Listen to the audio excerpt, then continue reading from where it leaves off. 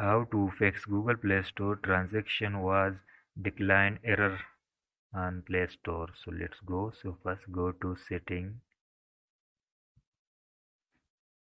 Now click on additional setting. Click on application management.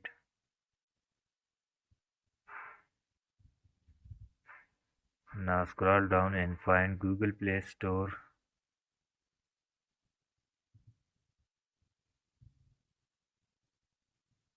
Now first clear data.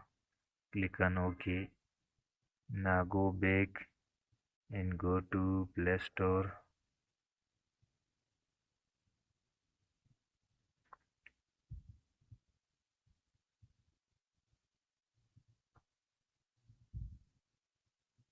Now click on Profile. Click on Setting.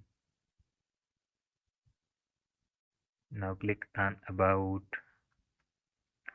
Now click on Update Play Store.